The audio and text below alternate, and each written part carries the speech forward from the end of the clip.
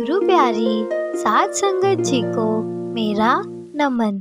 साध संगत जी, आज की साखी में हम जानेंगे कि क्यों हजूर महाराज जी एक भाई की सेवा का इंतज़ार कर रहे थे। तो आइए सुनते हैं आज की साखी। साध संगत जी, यह बात महाराज चरण सिंह जी के समय की है, जब कि हिमाचल में महाराज जी का सत्संग प्रोग्राम था।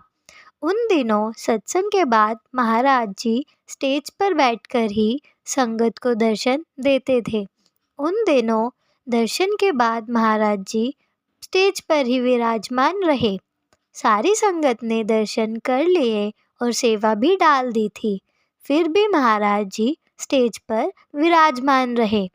अब किसी सेवादार की हिम्मत नहीं हो रही थी जो जाकर महाराज जी से पूछ ले कि महाराज जी, अब आप कैसे बैठे हो?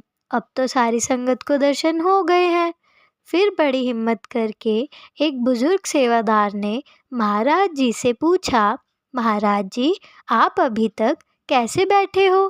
क्या हमसे कोई गलती हो गई है? और अब तो सारी संगत को भी दर्शन हो गए हैं।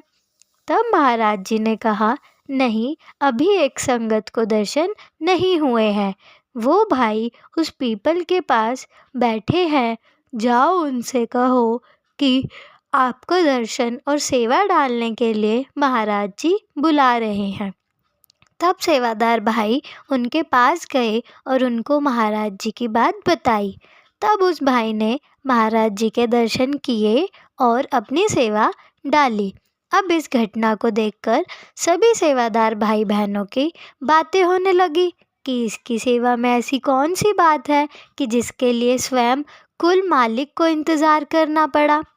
तभी बुजुर्ग सेवादार ने महाराज जी से विनती की कि हे सद्गुरु, हे सच्चे पातशाह, हमें यह ज्ञान देकर धन्य करे जी कि ऐसी क्या बात थी कि आप स्वयं उस भाई का इंतज़ार कर रहे थे। तब महाराज जी ने बताया कि यह भाई सत्संग में आने के लिए बस के किराए के लिए 1 साल से पैसे जमा कर रहा था। फिर इसने सोचा कि अगर पैसे जमा कर रहा था फिर इसने सोचा कि अगर ये पैसे मैं बस के किराए में खर्च कर दूंगा तो सेवा में क्या डालूंगा। तो इसने बस में आने की बजाय पैदल आने की सोची। 10 दिनों की पैदल यात्रा करके सत्संग में पहुंचा है।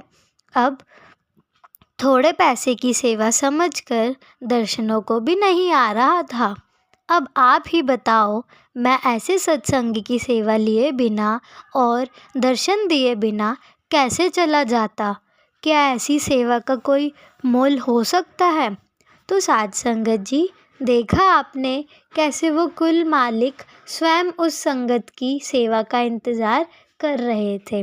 देखा आपने, वो हजूर महाराज जी हमसे ज़्यादा हमें प्यार करते हैं, जो इतने समय तक स्टेज पर विराजमान रहे और सेवा आने से पहले दर्शन देने के बाद ही वहाँ से गए।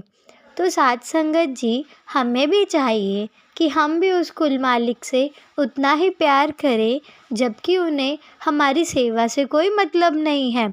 उनके तो हर धन धान्य से भरे हुए हैं, फिर भी वह हमें मौका देते हैं कि हम अपनी कमाई का थोड़ा हिस्सा सेवा में डालें, जिससे हमारे घर में बरकत रहे।